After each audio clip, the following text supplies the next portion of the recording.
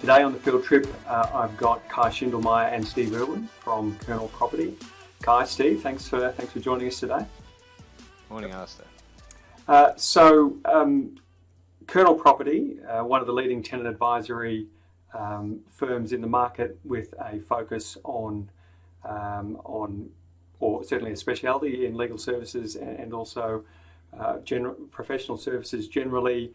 You guys have been have been out there in the market talking about the impact of the pandemic on the real estate market. Steve, you've done a series of 3 webinars so far, available on your website, I know, kernelproperty.com.au. Kai, you, with your fellow director, Holly Bailey, did a podcast with Lawyers Weekly a month or so ago as well. And then I think, Steve, tomorrow you've got another webinar, tomorrow being tomorrow after we record this, so that'll be Thursday the 30th of July. This podcast will come out after that, focusing on lease terms and the impact of the pandemic on those. Just wanted to get all of those out. We'll have details of all those in the show notes for people that rudely want to leave this podcast and go and listen to those other things. They certainly give some great background and lay the foundation for the discussion today. What I did want to get to, after briefly perhaps checking in on a couple of the comments, Steve, that you had made about the impact of the pandemic on the market, I then want to step through a few future trends, trends that each of you have mentioned in your general discussions to date, and also a few ideas of my own to see, again, what is the impact of the pandemic on commercial real estate looking forward. So, a lengthy introduction. I hope I've covered everything there. Perhaps, Steve, if I can start with you. In your series of 3 webinars, end of March, beginning of April, you made a couple of comments that really stuck with me. One of your themes was that a collaborative approach between landlords and tenants was the way forward, was the way to manage this. A few months post, what have you seen? Has that come to fruition? Look, I think perhaps both parties might have been disappointed with the outcome. Certainly from a tenant's perspective, when we started the open dialogue about what was going to happen to the market, who was going to bear the responsibility for premises being little or not occupied at all, there was a lot of talk about collaborative approach. Certainly the Prime Minister encouraged that. Everyone then held off until there was the promised mandatory set of guidelines. I think the Prime Minister was quite right in thinking through for a little while and then bringing these in, and they had to, I suspect, under the Constitution, they had to then allow each of the states to properly mandate the terms of the code of conduct that the national government gave the guidelines for, and by and large that was all put in place. So there was really a series of rules that applied to both retail and commercial office tenancies, but it was a very black and white. If you're eligible under this code, due to these criteria, these are the minimum concessions that we feel a landlord should give, and how it's translated is that essentially, if you're eligible under the code, landlords are saying, well, that's what you'll get. That's the formula. That's what you get. Mm-hmm. If you're not eligible under the code, there is extremely limited dialogue, and really what landlords have said is, if you're eligible under the code, here's the guidelines. This is the concession that you'll get because that's what we've got to give you. Mm-hmm. Unfortunately, if you're not eligible under the code, we've all got to suck it up, and we landlords are having to give concessions to those eligible under the code. We're having to give significant concessions to retailers because they're simply not trading. Yep. But you, Mr. Tenant A, B, C, X, Y, Z, you're either big enough and ugly enough that you don't have a 30% drop in turnover, or you have a bigger turnover than 50 million per annum, or you're in a category like floors of chambers of barristers, where because of their structure, they're not really an operating entity. The lessee is essentially a little service company that the barristers chip into. So it's not the same, and landlords are not giving those concessions. So where landlords believe that they are offering concessions / dialogue to parties, to tenants that are not eligible under the code, they say, you've got to give us something for us to give you something. Right. So in other words, if your lease expiry is at the end of 2023 and you're prepared to sign up for another 2 years, we will give you an incentive of, pick a number, let's say 20%, and you can take half of that incentive now to defray some of your rental obligations in the COVID period. Right. So do you look at those kinds of things? Is there an element of sharing in that, or do you really think this is just an illustration of it's everyone for themselves, and if there are restrictions imposed upon parties, then they'll be abided by, but otherwise it's whatever you can get away with? Yeah, pretty much the latter. Yep. I don't really see sharing, other than the landlord saying, we will give you an incentive for several years in the future where, I accept. We don't know what the market's going to be like then, but we will allow you concessions now. So we'll allow you to drag some of that forward, but it won't be at a level that you would get under a deal if you were signing that deal up now. Right. So it might be 20% instead of 30%. It might be 15%. If for instance, there is a tenant that's got a lease expiry at the end of this year and only wants to sign up for 12 months, just see how things are going. The landlord is and has, in some circumstances with us, offered a 1 month rent free.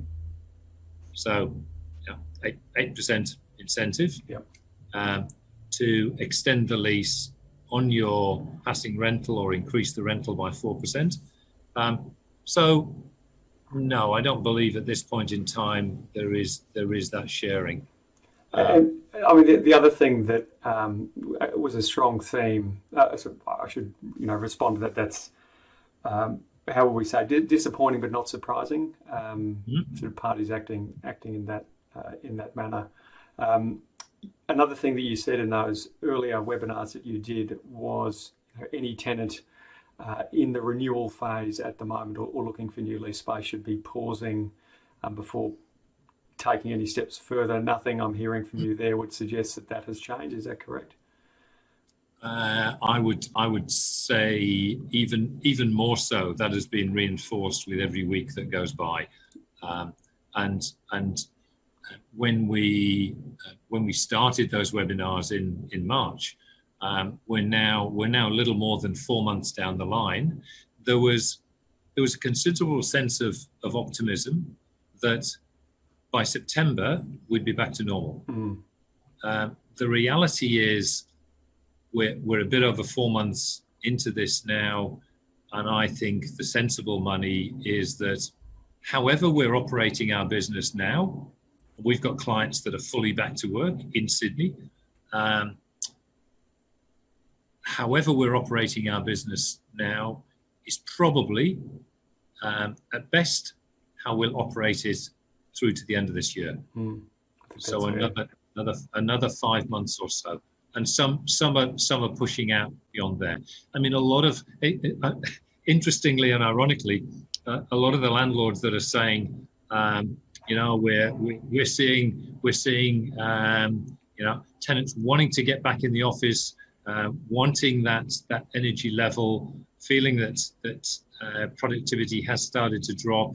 At the same time, some of those landlords, their own offices are less than 10% occupied. And I think that's something in itself. I mean, AMP have mandated that no more than 20% of people will be in the office at any one time, which essentially means if it's your day or your week in the office, you've still got a choice. So you're not getting the 20%, you're actually getting at best half of that. So 10% in the office.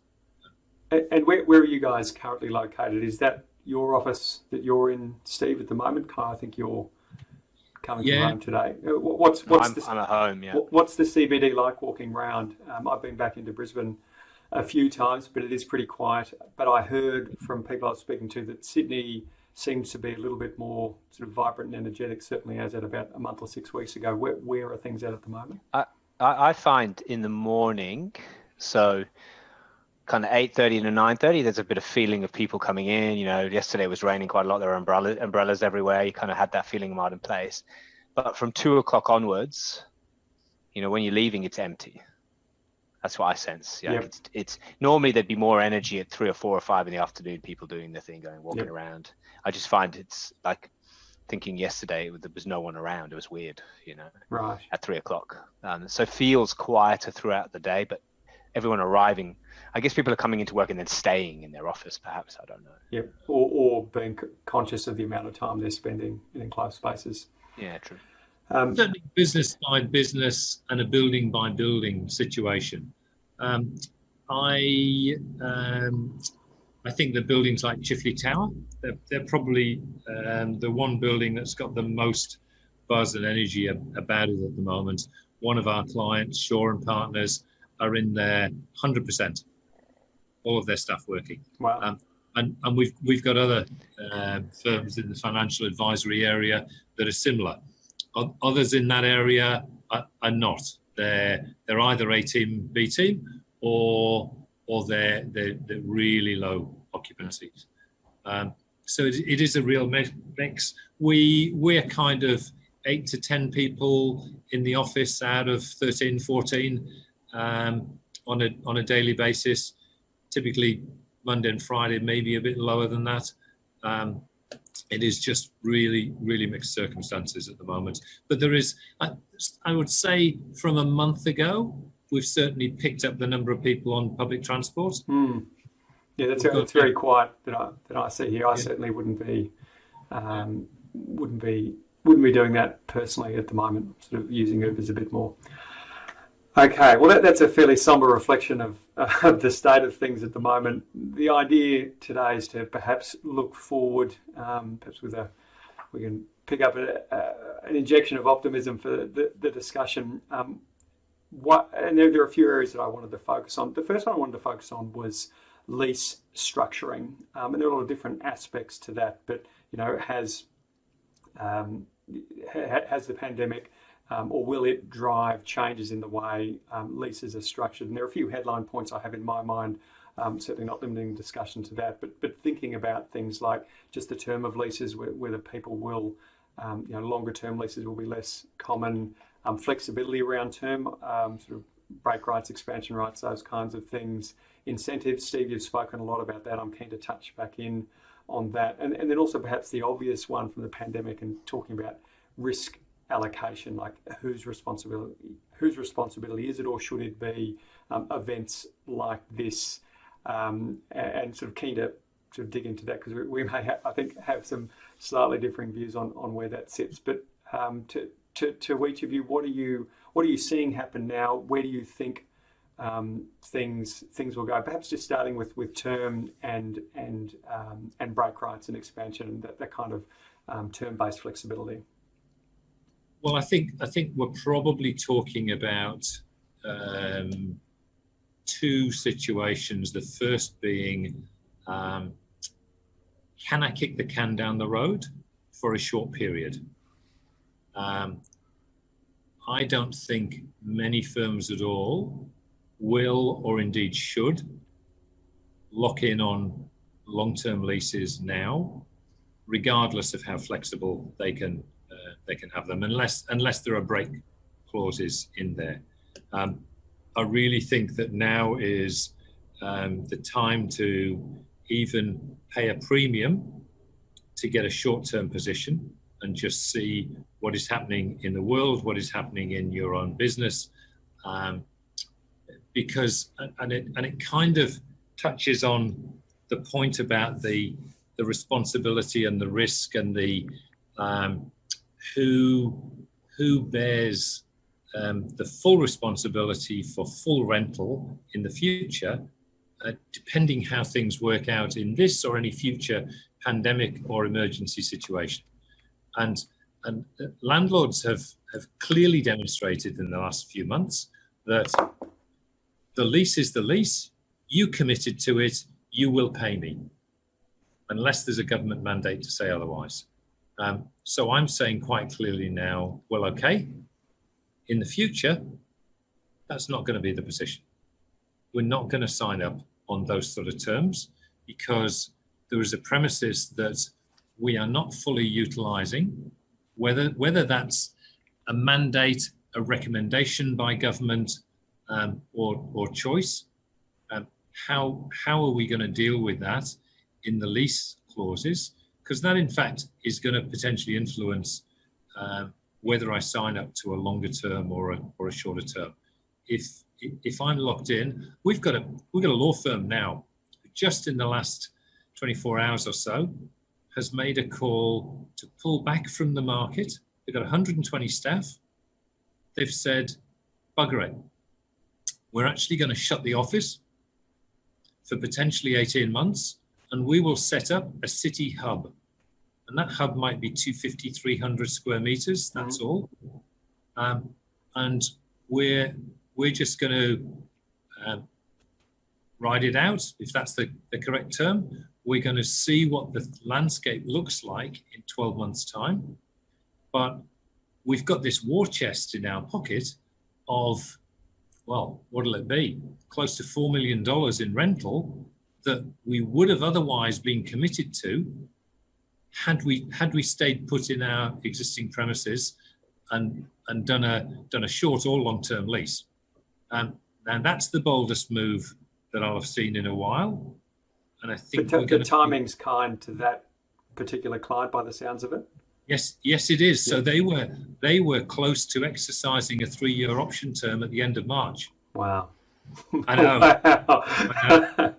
And we had other clients exercise option terms in February of this year. Well, I remember you made a comment in one of those earlier discussions you had about someone doing it a few weeks early. Just make sure you get it done. And oh goodness. Yeah, I'm sure they didn't have to. Well, as a lawyer that bears the responsibility for getting notice exercises right, and the consequence of say missing an option exercise period, I can understand why someone will want to lock it in a few weeks earlier. That's hard luck there. Yeah. There's some interesting points in that, Steve, which sort of spill into some of the other things that I wanted to talk about. And so if we have this idea of like a centralized hub, then that to me, like the way that sort of I rationalize it in my mind is that the nature of the tenancy as we currently know it, everyone being in an office and typically in one location, that concept is going to be fragmented in a number of ways.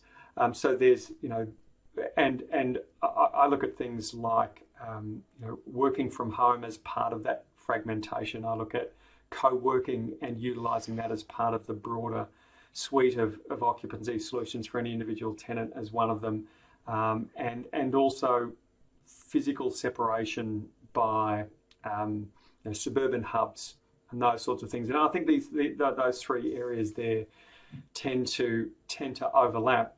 Perhaps going back to the tenant that you, or the client of yours that you were just mentioning, so they're building, or they're looking to have this small centralized hub, presumably CBD based, much smaller. What are the other pieces in the puzzle going to look like, or where do you think that might go?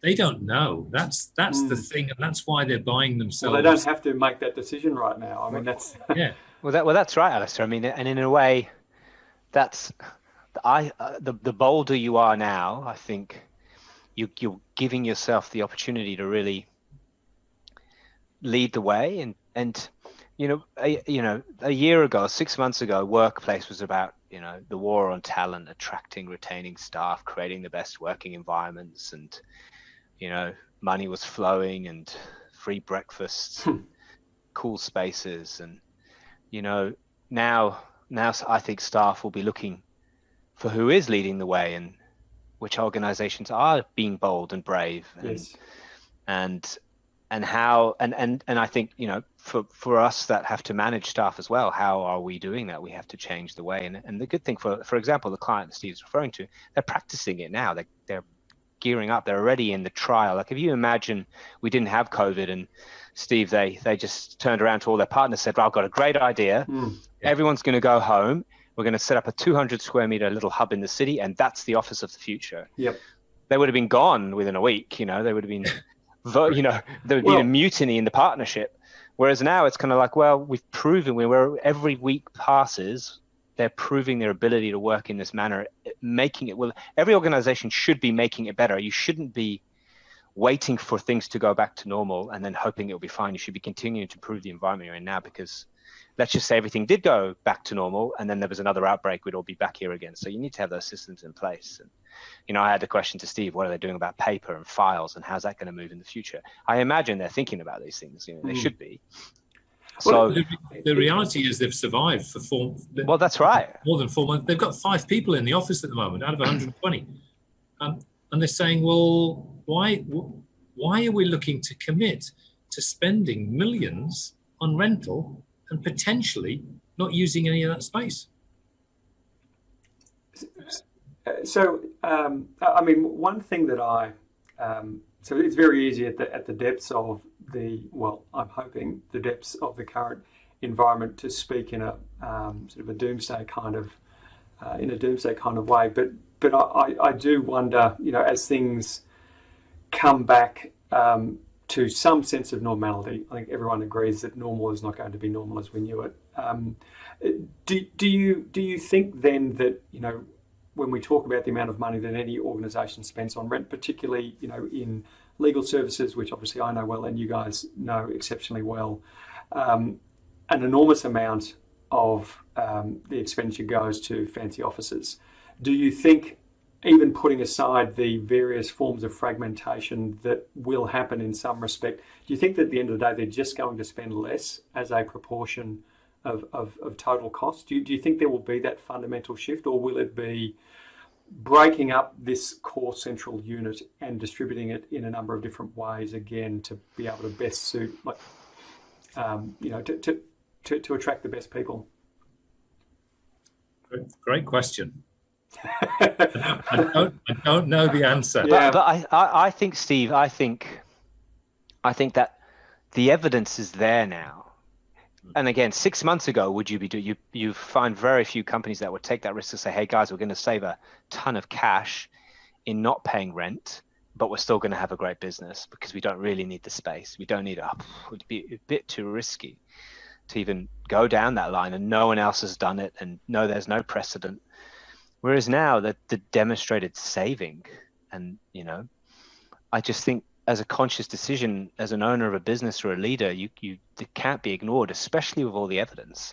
And as time passes, the efficiencies in the work that you're doing getting better and better and better, the argument should start to move away. Now, where I think it could change again is if the money starts flowing back in and the economy bolts, back to normal, and everyone's making lots of money, and then they're like, oh, well, I know we were saving lots of money before with these small places, but now we're making lots of money. Let's just make them a bit bigger and a bit bigger and a bit bigger, and then we're back to normal again. I don't know, potentially. Or maybe not. Maybe they'll just continue saying, well, the profits just get bigger and bigger because we've got a smaller space. Well, think of a number of the major law firms who've had their best months ever in the COVID period. Think also of the fact that a national, if not international law firm, they look around their different offices. They look at Perth. Giles and I were on a call to Perth yesterday. Most of the firms over there are saying we're, if not back to normal, we're certainly more than 50% of our staff in here. We're in a bubble that we're enjoying. What's the problem? We haven't had a new case here for a couple of months. Brisbane also talking confidently. There will certainly be a number of people in the firm that say, no, there's no way we should be shedding space. We have a legal brief in Melbourne at the moment, a couple of thousand square meters. One part of the firm, not residing in Melbourne, is saying we really should be looking at working more efficiently and trimming down that space area. And then there are the more traditional viewpoints. I won't use the word dinosaurs, but they're saying no. We should be maintaining our current space ratio. So wow. To them, it's still going to be a not hard even thing. A pandemic, Steve. I know. But yet the craziest thing is you talk to virtually all of the law firms. Yep. Several weeks into the pandemic, so we're still talking early April here. Blown away, absolutely blown away by the limited impact on productivity, on profit, on IT systems being able to cope. I'm also cautious, Alistair, as to the people that you and I would talk to, the people that tend to have a voice on these things, tend to look at things through the lens of their own experiences, and whether that is the work that they're undertaking, their home circumstances, and they make a broad brush assumption about the, I don't mean this in a derogatory sense, but the masses. Yep. The generally younger people, the people in different residential circumstances, who may have a completely different view on whether they prefer to be in the office or don't prefer to be in the office, how they can work from home, whether they need that connectivity. Personally, I get a lot of energy out of the office. At the same time, I know that I can work very productively on specific tasks from a home environment, an environment away from the office. But it's different for everyone, and even people of the same genre, age, experience, can have a different mindset as to how they work most productively and from where.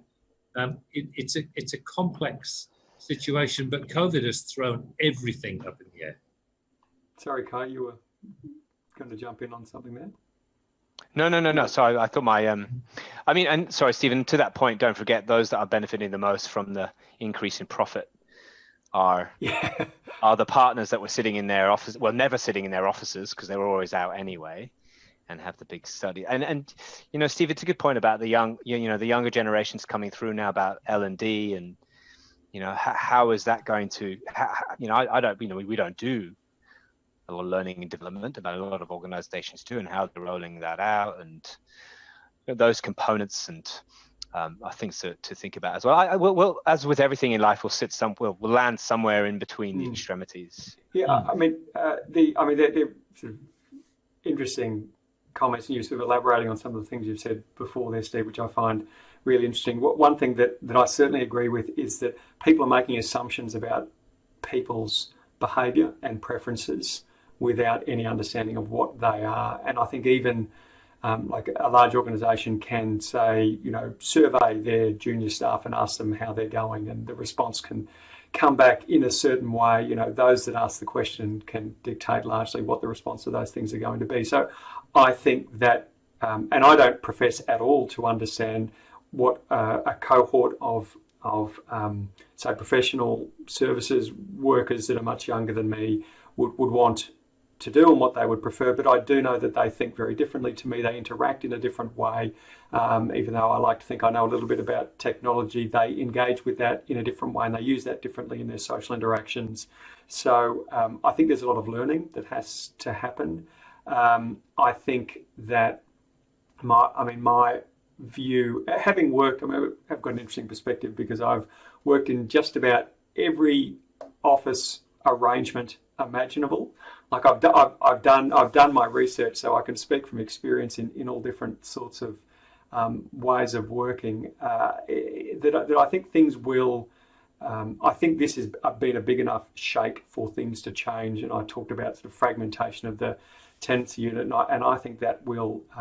I think that will happen in a number of different ways, but I think one of the core things for me is variety of workspace. I don't think even in, like, I find, and I'm not, let's hope not everyone is the same as me, but I find that a variety of locations for work, even on an individual task in an individual day, is a helpful thing. So sitting in a bright shiny office tower in an office with a great view has certain benefits, but I can't do the same thing in there all day. I will get more out of myself from a productivity point of view and an overall well-being point of view if I have the opportunity to go and physically move around and do different things. Perhaps part of my day is in meetings off-site, part of my day might be from home, part of my day might be in a different place. And I think that variety is something that will be an important factor. So my guess, and I'm only reflecting on my own needs here, so sort of falling foul of my own criticism just before, but my guess is that things will become more fragmented, and that's where things are going, and I think that will have some interesting, that will play out in interesting ways. For what it's worth, that's my thinking. If I can, because I think we could go all day on this, I think it's a fascinating area, but one of the other things I was keen to talk about is the idea of risk allocation under leases. So I know there's been, people sit there and they would say, oh my God, that, the standard commercial office lease or commercial lease in Australia doesn't have a force majeure clause. It doesn't deal with something like a pandemic. So the tenant is just left to their own devices. And I think, there's a moral argument as to risk allocation, but I think you've got to start from the position of saying that, as with all contractual relationships, risks are allocated between the parties and there is a cost associated with those, and they need to be mindfully managed. And just by saying that I'm going to put what is potentially a significant risk from one party to the other has a cost, has an implication. It's not just as straightforward as saying it goes from party A to party B. So I know, Steve, you've spoken a bit about this. I have a feeling this is one of the things you might be talking about in your webinar on Thursday the 30th. What are your thoughts on this? Like, what's your reflection of how things have happened to date and the soundings you would have had, obviously with plenty of tenants, but perhaps also some landlords?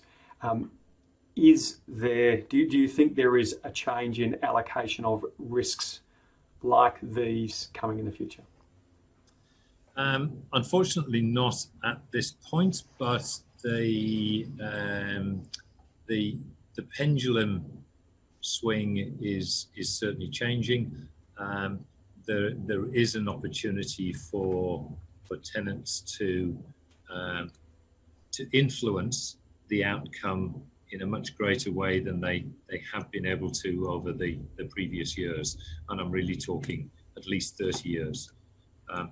So we've already come from a massively landlord-dominated market, and look, make no mistake, the concessions that landlords have given to tenants over the last period have been as a result of government intervention.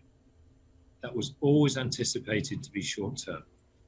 I sat in yesterday on I feel like almost the fly on the wall sometimes. I've sat on the Property Council Commercial Office Committee in New South Wales for the last 14 years.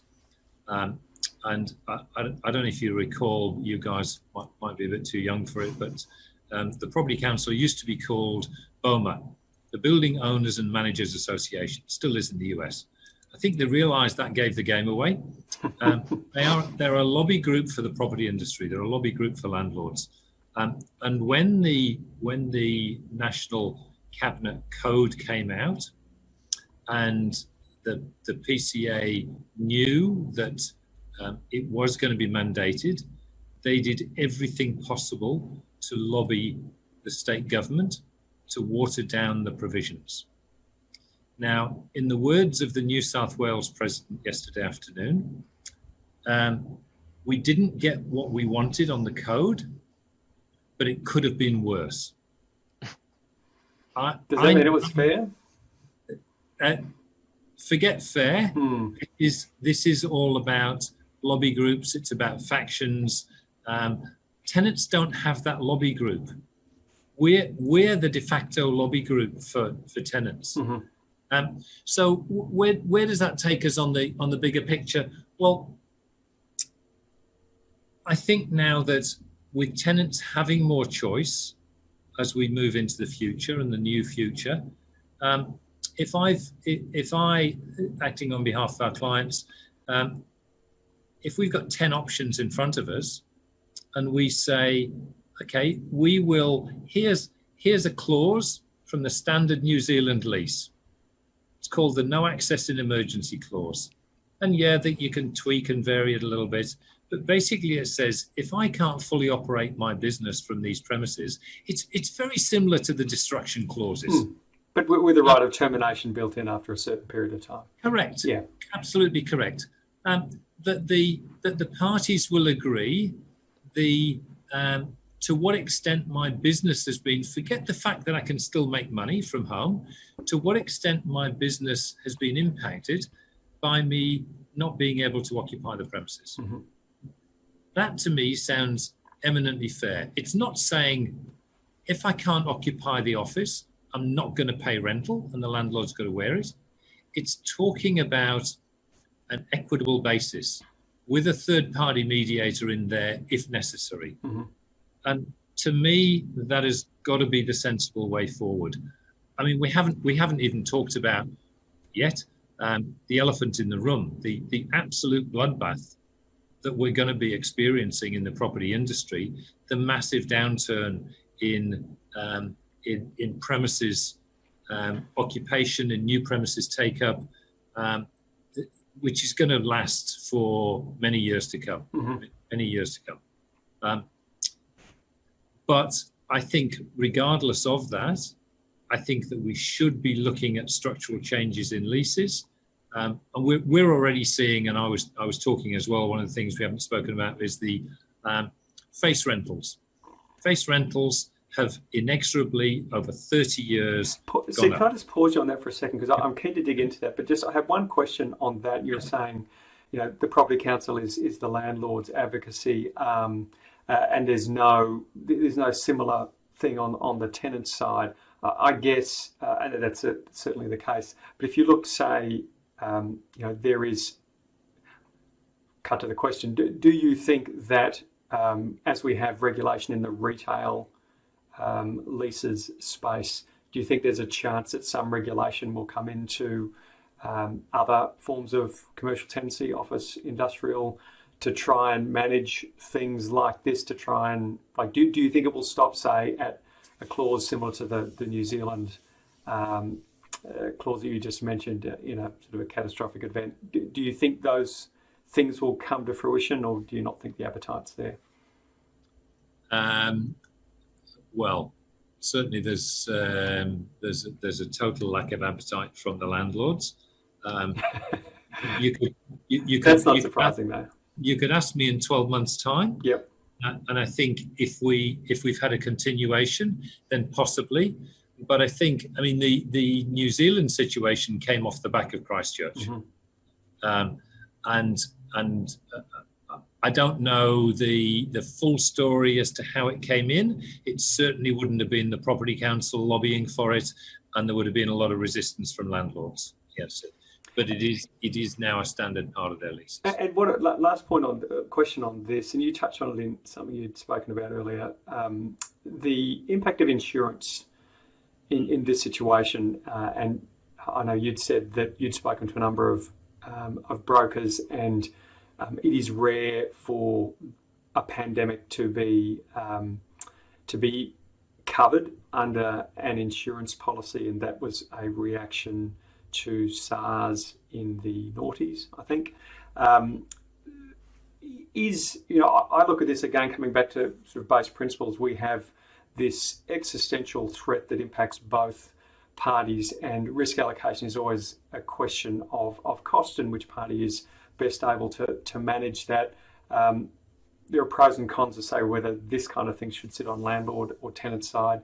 Is this something that should be considered more broadly as a sort of a risk absorption platform by way of a broader net of insurance? Are you hearing much discussion about that? Do you have any views on whether insurance could provide a solution here, or will we all forget once we're through this and nothing ever happened from it? I suspect probably the latter. I think, well, look, the straight reality is you can get insurance for anything. It's all a question of cost and arbitrage. Of course.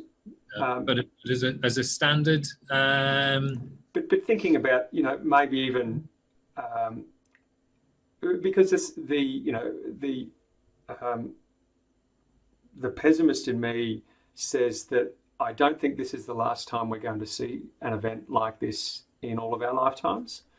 I hope I'm wrong there. I wonder whether the government would look at something like this and regulating an insurance pool. If you leave it, I don't think insurers would look at something like this in a way to give a sort of a commercially sensible outcome for the parties. So it would probably be so cost prohibitive that it would never go anywhere. But we have certain small segments of mandated insurance, like in sort of the motor vehicle arena. There's some. I just wonder whether anyone's talking about that, because it's very easy to say party A can deal with it or party B can deal with it, and this is fair or this is not. But at the end of the day, if it's a real risk that we think is going to come back, is there a smarter way? It's just a thought I had. Look, I actually think it's a great thought, and I think that landlords would be much more accepting if there was some sort of policy along those lines that could either be absorbed within outgoings or a sharing of the premium. I mean, I think tenants would be up for that as well. I think it's quite a sensible approach. It would probably be something that would be a little bit down the line. I mean, and insurers would look at it on, okay, what are the likely risks to us of this? Yes. A bit like the termite insurance, the flood insurance. Floods are an analogous situation to a point. Obviously, all of Australia doesn't flood. So, it's I can see some challenges there, but it just seemed to be a third limb of a discussion that I didn't see getting a lot of airtime. Steve, I'm not forgetting about incentives, so I'm really keen to talk to you about that. But I'm just conscious of Kai sitting there and listening to all of this. Kai, I'll dob you in here. You've previously worked in a very large and prominent software company dealing with workplace matters for them, and so you have an insight into a different industry, perhaps that works in a different way, perhaps that has adopted some of the things that the broader commercial market is starting to come into a bit earlier, or as a matter of course. You've also made some comments in your Lawyers Weekly podcast. You had said, and sorry if I sort of correct me if I don't relay this in the right way, but effectively good design is good design, and you think that the pandemic will be, in certain respects, a phase, and that we will that won't necessarily have fundamental impacts on design. Correct me if I've sort of misconstrued what you were saying there, but yeah, I'm keen to dig into this idea of the impact on design. We've spoken about a number of macro factors that might impact on where people are, how they might fragment the workplace. Let's just talk about the design of a typical commercial office. What changes do you think are you seeing happen already, and in your crystal ball you can see coming? So in answer to the first part of the question about how you interpreted what I said. It was, 6 months ago, designers would have sat down with the organization and said, right, you need to create a workplace that, is a physical manifestation of your culture and values, is agile, flexible, able to adapt to, different circumstances, contract, expand, is efficient in space, good principles of design. But each organization and how they approach that process of creating the workplace would, knock back certain components. Well, we don't need to be efficient. We've got lots of money. Let's make them spaces bigger, or we can't be flexible because we don't have the IT, technology. No one can work from home, blah, blah, blah. So there have just been roadblocks to components of good design that would then ultimately establish an office workplace design. I think now the conversations can be much more fluid, open, more evidence-based examples. And I think what it will give designers the ability to kind of push the thought around what design will be. So that mainly, I think that's the difference.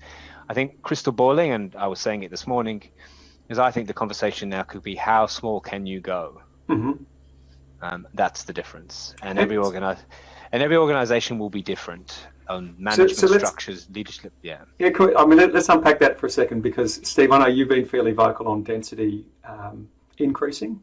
I don't necessarily share that view. I've heard some differing views from others in the market that I've spoken to about it. So there's the I suppose the micro sense of human density. You've been used to a desk at home of a certain size, so it's really not that bad, is it? You can come back to have that in the office. So that's one aspect, and then also, Kai, to your point about things getting smaller. Maybe smaller. Look, I think one I don't think smaller as the head office smaller. Like is it a change of shape as well as size? Two things. I don't think you apply density anymore. I just think that's. I don't think you can apply density. You can't say I've got 100 people. I need 10 square meters. That would have been efficient for a law firm, or 14 or 18. I think now it's like, what do you need? How will you be working in the future? Yep. And what proportion of staff can work from home? What are your sharing ratios? Okay, we'll work that out. Now, what do you actually need? Are you going to have clients visiting? Probably not, or maybe sometimes. Or I actually need somewhere where the partnership can get together, whether it be COVID safe or not, to convene for a period of time, once a week or whatever. So now I think workplaces will actually be considered more carefully around actual requirements for space, and every organization will be different. But the challenge is, you can be maybe small is the wrong word to use, more efficient, smarter design, right? Which is good design anyway. Yep. As opposed to just saying, well, we did a law firm X, they were 3 square meters a person. Well, what are you talking about? Well, this is why they only got 300 square meters in the city, because that's all they need. Yes. This is their organization is different to yours. You feel you need 10 square meters. It's just going to vary. I don't think there's going to be, but there never has been a one size fits all, but even less so now. Well, law firms have been, I mean, there is, from what you're talking about here to perhaps what we currently have, there is a very similar blueprint, isn't there, to how sort of offices generally are set up. And that example of the client you've got is such a great one to talk around, particularly as they're starting in their process.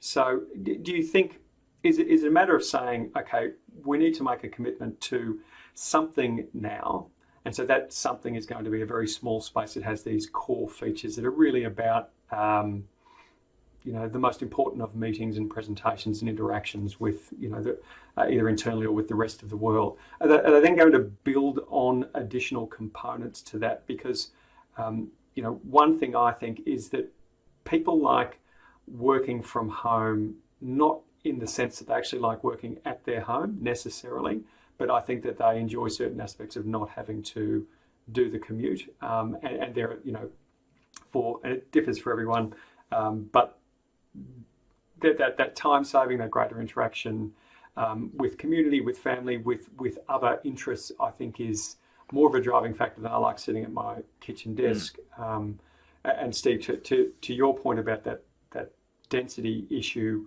I would you said people are used to sitting in that small confines. They might be, but they're probably not used to sitting at their kitchen desk with 4 other people sitting also at the kitchen desk, and then another kitchen desk next to them with another 10 people on it. So so I see back. Sorry, Kai, to your point, I really perhaps it's just me willing these things into existence, but I see some real interest in office hubs in suburban areas, greater connectivity, and this is really going to be, people think that they're utilising technology for working at the moment, and I think it goes well beyond a conversation on Zoom, but be able to integrate what is a very fragmented and distributed workforce in different locations. I think that's quite fascinating and exciting, both from putting that structure in place and working within it. So, I mean, I can imagine certainly that a foothold in sort of the key centres where people expect it, certainly subscription type usage, or whether it be a suburban WeWork or whatever other provider it is, or other things like that. I can see that being part of the picture as well. And so I guess then coming back, and this ties in a few themes here. When I think about what does design, how does the design of office change? I mean, you already spoken about effectively lopping off some bits that you don't need, Kai, but I also wonder about, because people are still going to need, there will still be traditional offices. I don't think they're all going to run away in a hurry, but no. Are they going to get built in a slightly more reusable manner? Like, are we talking about a greater modularity and consistency of the physical bits and pieces that go to building an office space? Because there's enormous waste. And I know, Steve, this is a sort of an area of great interest for you, but there is an enormous waste and hence cost in reuse or lack of reuse of fit out. Are we going to see some changes there to give people the flexibility of space that perhaps they're going to want post all of this current situation?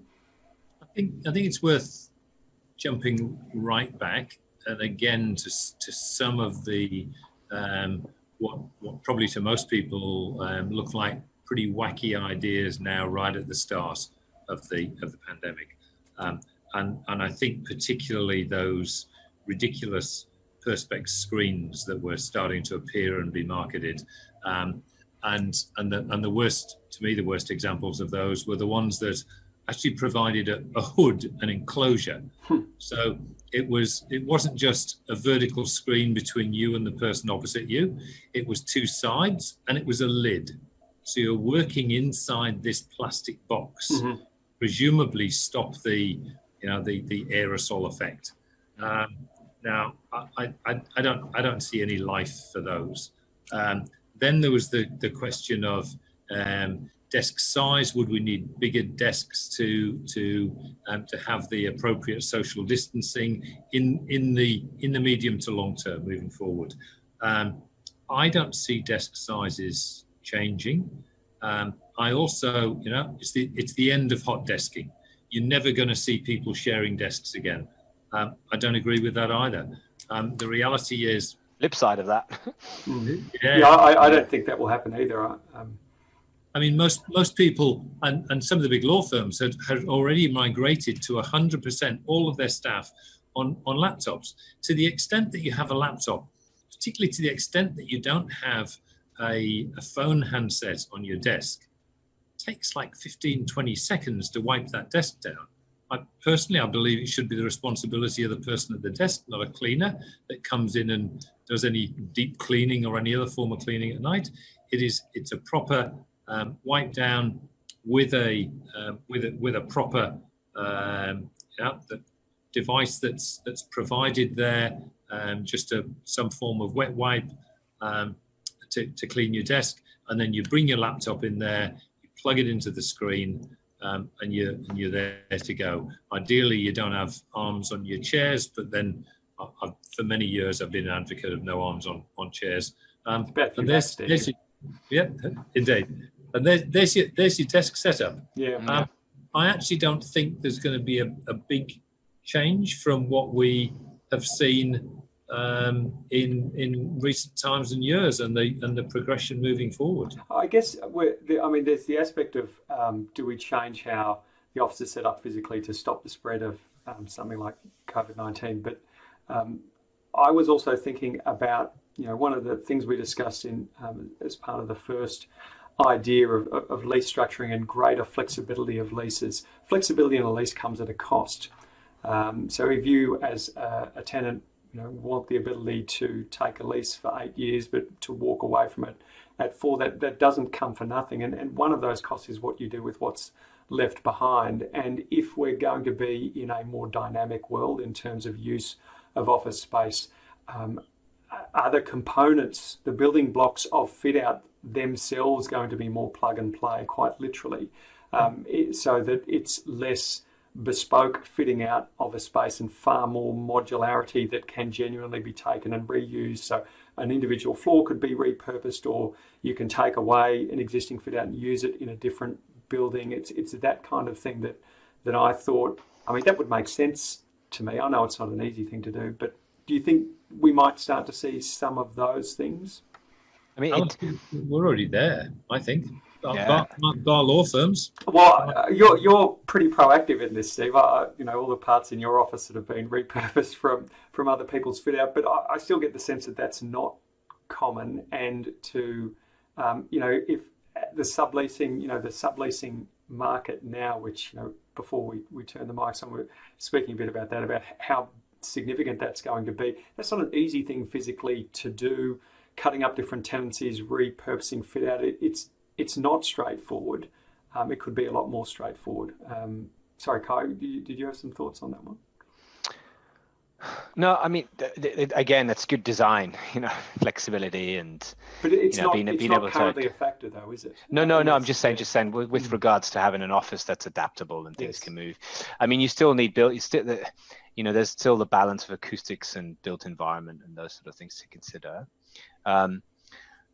But just going back to hubs, having office hubs, something Steve and I talked about maybe last week around, there's going to be a lot of distressed street frontage retail, I'm sure, in the next 6 months. And to your point then, Alistair, having if you can imagine a plug and play office environment where you can go to, depending on how distressed the landlord is, of course, is to say, look, can we set up a temporary or maybe a semi-permanent space that people can go to, and it be, whether it be, day by day or hour by hour, whatever it is, people can use, so they don't have to do the commute to the CBD, and that's part of the overall offer to your staff. And then if a better retail tenant comes along, you just pick it all up, take it off to the next place. Yep. Great. I think that sounds like a good idea. It's just, at the moment, I think people are trying to work out whether everyone will be worried about commuting. And, in 2 months' time, we have no cases in Australia. We've had it all control of the borders, and now everyone's back on the bus coming into the city again and back, don't mind the commute because they're fed up of being at home. I don't know. Yeah, but I think, and again, just, I'm projecting my own views here, so sample size of 1. I would love the opportunity to be able to go somewhere close to home and have a workspace there. And it wouldn't necessarily have to be where I do all of my work. I'd probably still have something set up at home, but that flexibility would be interesting. And the the repurposing of retail space, I think, is a really interesting idea. What one sort of thought bubble I've got, when you think about shopping centres, and I think they're a great opportunity and an obvious opportunity for suburban hubs. They're well located with infrastructure. There's a sort of symbiotic relationship between the retail and the services they provide, and the offices holding people who can go and utilise those services. But in digging down into the micro a little bit, and I think one area that I think is going to struggle is you look at the cinema industry, and I think for a lot of reasons that as a sector is really going to struggle. And you think then about how a cinema looks in a shopping centre, and I can't imagine that structure is going to look the same in a few years' time, post-pandemic. I think there'll be some long-term changes or fundamental changes there. And so you think about this massive space in a shopping centre that is detached from the rest of the centre. So it's not great retail space. You don't get foot traffic. I can see an opportunity there potentially to utilise those kinds of voids in the future for those things. Anyway, that's hotels too, maybe, Alistair. You never know. Yeah, and I know that this is certainly not a new thing. It's been done, but utilising restaurant or particularly restaurant space that would be utilised normally at night predominantly, sort of opening that up for office use, particularly in suburban. Like there's a nice restaurant just a walk away from me. I think I could go and take my laptop there and sit and work for a little bit. That would work quite nicely. Interesting. Alistair, just to finish off back on the reuse of components. Yep. Yes, we're in the fortunate position where we see components come up, and we've been able to rotate through and gradually improve and change our pieces within our own fit out. Most people at a point in time want to take what's available and fit out and move on. We, again, because we have access to stuff, we try really hard when we're aware of stuff being available. But in most cases, there's a time frame disconnect between those components, having to dismantle them, put them in storage, then reassemble them and put them back, and it generally all gets too hard. But we do try really hard. We've been, with a handful of our clients, we've been able to take furniture from one fit out and move it across to another fit out and be quite successful there. It's time consuming and sometimes it just doesn't work. But I do believe that fit outs generally, other than law firms, are and have moved to be a more ubiquitous model. Yep. So that a fit out often will suit the next person and the next person. So long as you don't get sucked in by the designers who either want to create a circle and carve it up into 4 workstations, so you're getting a quadrant to work at as opposed to a straight bench, or the old kidney beans. Interesting. I'm conscious of time. We're getting close to the end here. I've got a couple more questions. Just wanting to check. Do you guys have a few more minutes, or do you need to wrap it now? Another 5 to 10 minutes. Okay. Yeah, I'm good. Okay. Well, Steve, incentives. Sorry, I did cut you off there before because I was keen to sort of dig deeper on that point we were talking about. I'm keen to know what's happening at the moment that you see, where you think they're going to get to, and perhaps touching on, this might be part of your answer, this idea of face rents finally coming back into line after many years of just continuing to ratchet up. So landlords said yesterday in dialogue, in fact it was Marcus from Brookfield in our prep discussion for tomorrow with Rob Harley. He said that, but the thing with incentives is tenants want to pay for their fit outs. So, the incentives are always going to be there. So therefore the face rents will go up. I don't, and I've heard this before. If the tenants simply wanted to pay for their fit out of the incentive, and that was the only impact on having the incentives there, then incentives would stay at the same level. But they don't. In a ridiculous case in Perth, in the last landlord-driven market, we're looking 2012, 13, 14, incentives were zero. You would think if the argument about the tenant wanting the incentive to pay for their fit out ran true, then the rentals would simply have spiked more, and you would still have an incentive there. But the reality is that's not the case. So unfortunately, the landlords for the last 30 years have seen rents rise inexorably, somewhere between 4.2 and 4.5% per annum compound. Now, we all know that inflation and CPI has not been running at anything remotely close to that. So what does that mean? It means bigger incentives.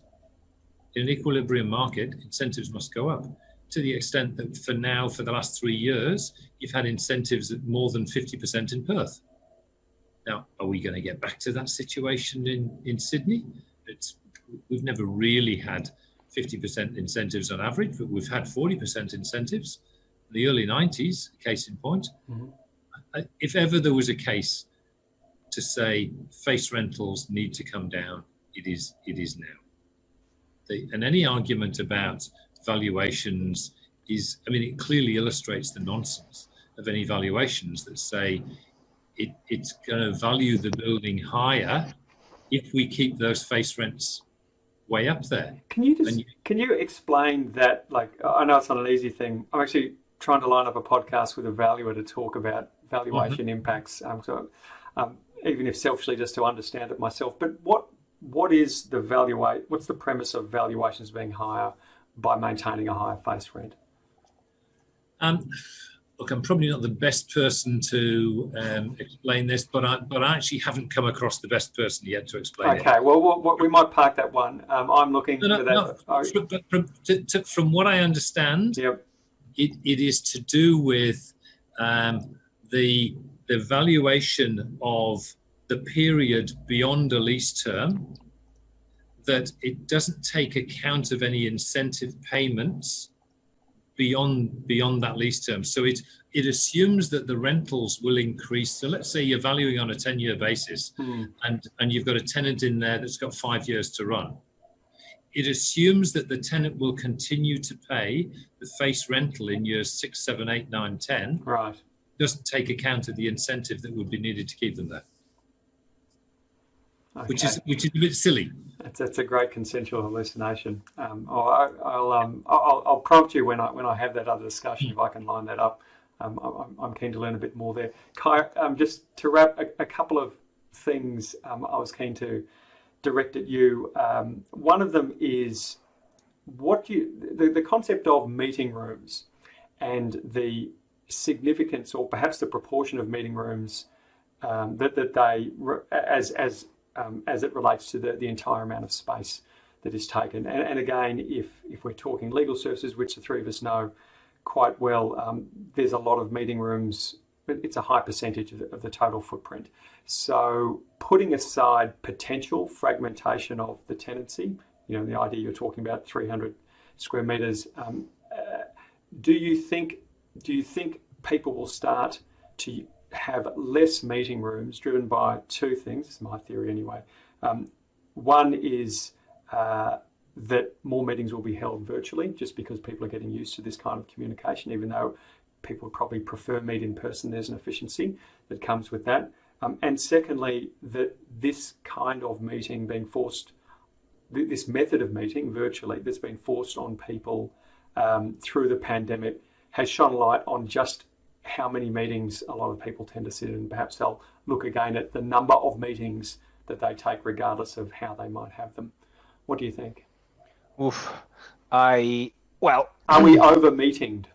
No, well, I think that you impact need to, on the number of meeting rooms? I think you need to classify meetings in, back of house, front of house, meeting clients. Whatever would be using those meeting room facilities in a typical office. So traditionally, in a more agile environment, activity-based working, any environment with a sharing ratio, you have a much higher proportion of enclosed spaces, because you need to give people choice to be able to move from their desk to an environment that's acoustically sound. Now, that's a one-person meeting room. Yep. A two-person meeting room, three-person, etc., etc. So I think you're probably going to end up. Well, you've seen the booth in our office, haven't you, Alistair? Now, I reckon you'll see more of those one-person enclosed spaces that allow people to move into to have the Zoom meeting. Yep. Because you still need to go. The newer WeWork fit outs have a lot of those spread. Yeah. So I think that's what you will see. You'll need, because you can't do this in the open. Well, you can if you only have 10% occupancy. Yeah, that's easy. So potentially more. And then with regards to I think like any good meeting room is one that's adaptable. The furniture can be moved. It can be a stand-up. It can be an 8-person, a 6-person. Yes, sometimes there's costs associated with having that adaptability in walls moving, etc. But it's just really driving the efficiency of an enclosed space So you might not necessarily have more built rooms, but you might have a higher function off those rooms, a smarter use of technology and the like. But again, and to be honest with you, Alistair, I know this is a bit of a cop-out, but it will vary from organization to organization and the work they do and how they interact and what they need. And but I think to your point, Alistair, the conversation now is like, dear client, how many meeting rooms did you like? Well, we used to have 4, 6 person in the boardroom. And I'm like, okay, well, do you need them now? Well, well, let's talk about it. How did you work? How did you work in the last 4 months? What do you need? So you can just, I think with design of the office, full stop, there is a lot more conversation to be had and a lot more challenging to really drive down to what's right moving into the future, I think. Yeah, I'm interested in how you're asking about for what purpose meeting rooms we use. If we talk about externally facing meetings, client interactions, one aspect that interests me is as more, particularly the overt selling things, not a meeting. Like if you're a lawyer and you're having a meeting on a particular transaction, you need a meeting room for that typically, or you traditionally have. But I'm talking more about, catered events, those sorts of things, seminars, those kinds of things, which were an important part of the sort of the marketing outreach from those sorts of organisations. I wonder whether increased use of digital means to connect and engage with clients who have less time on their hands to make a physical trip for an hour or two or for a dinner or whatever. I'm interested to see how those changes, if they come to fruition, obviously I think they will, how those changes will potentially impact on how many meeting rooms do we need, how many functions how many functions are we going to run, how many client events are we going to have, how many seminars are we going to have. If all of a sudden saying, well, we used to have 30 seminars over a particular 3-month period coming up at the end, say, of the legal CLE year, which is when you have a lot of these sorts of things. So we need certain space for that. Well, actually now we're servicing that need by an app and some more fragmented learning things. We don't need that anymore. I think that is a really interesting shift. I know it's a bit off point, but well, here's the interesting thing, Alistair. I was finding, over the last 2 years that a lot of organizations were saying too many of our functions and engagements with clients are happening out of the office, off-site. And that was mainly driven by lack of space, lack of functionality, lack of adequate technology, but also a sense of why are we driving clients away from our workplace? We want to bring them to our workplace, and that was part of part of engaging with your client. I suppose that's the bit I'm challenging. I'm challenging. I know you are. So we were getting clients saying we had a client in Melbourne that was building a huge client-facing space, really. And then when the pandemic started, the first thing they said is, we probably won't need as big a client space anymore. But I don't know. I challenge that in a way too, because I think what was interesting is the clients that didn't have enough space and were hiring spaces offsite and doing things offsite never thought to themselves, why don't we create a digital environment that can encourage clients to interact with us? They never thought it, right? But I wonder whether, again, there'll still be the need. I think maybe the difference now, Alistair, is you'll have spaces that are for both staff and clients interacting, like you being used together in one. I think still you'll have, whether it's toned down, it should be toned down. But again, in 6 months' time, we have no community cases, for 3 months. And why can't you have 100 people in a room anymore? I don't know. Yeah, and it's still is. Yeah. I think that's a question of time. Like, do people flexibility have the is time? important. Like, what law firm am I at today to get my CLE point? Like, where am I? Oh, I'm here. Like, I think that's the mindset of a lot. I question the brand, the strength of the brand interaction that comes from those events a lot of the time. Anyway, I think we're running up on time. Okay. I could go all day talking about these things. Steve, Kai, thanks so much for taking the time. But Kai, I'm not going to let you go without the standard last question. Steve, I should say your podcast, our very first podcast, still has the highest number of downloads.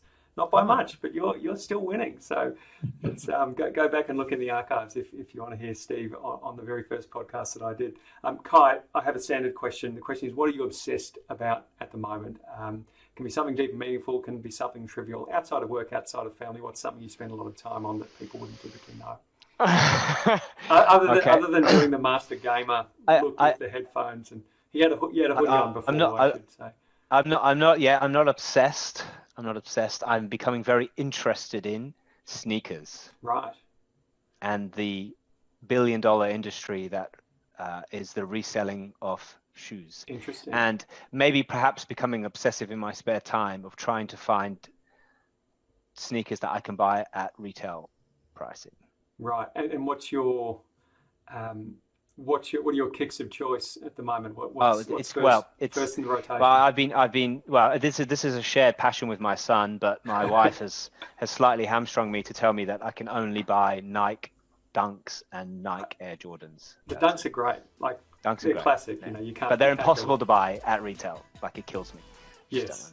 Oh. So yeah, Nike skateboard Dunks. There you go. Interesting. No, I have a few Dunks in the wardrobe. I can. I'm feeling you on that one, Steve. I look forward to seeing what colourway you're going to bust out next time we catch up, gentlemen. Thank you so much. I really enjoyed the conversation. Have a great rest of the week. Cheers, Thanks. Thanks. Bye.